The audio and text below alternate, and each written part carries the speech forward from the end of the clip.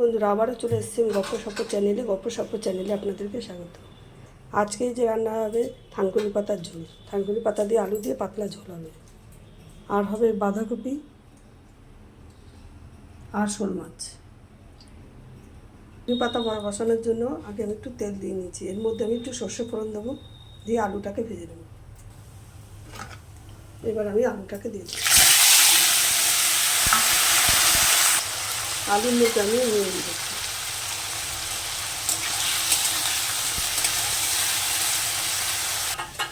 আমি তো অল্প পরিমাণে একটু হলুদ দিয়ে দিচ্ছি।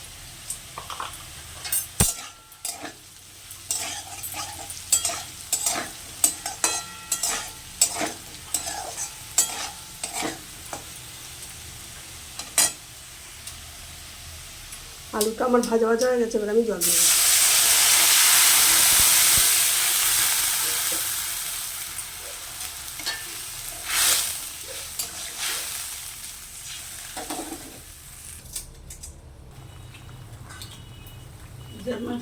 ঝোল খুব ভালো করে ফুটে গেছে, এবার আমি এর মধ্যে থানকুনি পাতাটা দিয়ে দিচ্ছি।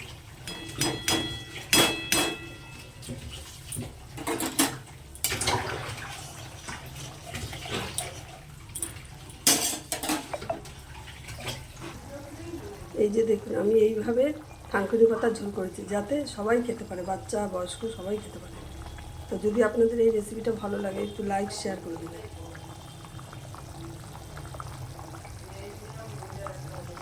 থানকুনি পাতা নামানোর আগে আমি একটু আদা দিয়ে দিচ্ছি।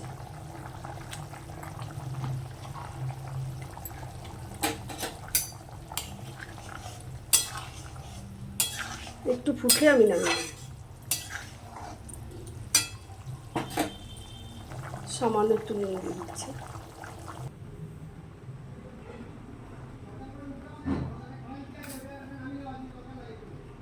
এই যে থানকুনি পাতার ঝোল এইভাবে করে খেতে ভীষণ ভালো লাগে, আপনারা করে খেয়ে দেখবেন।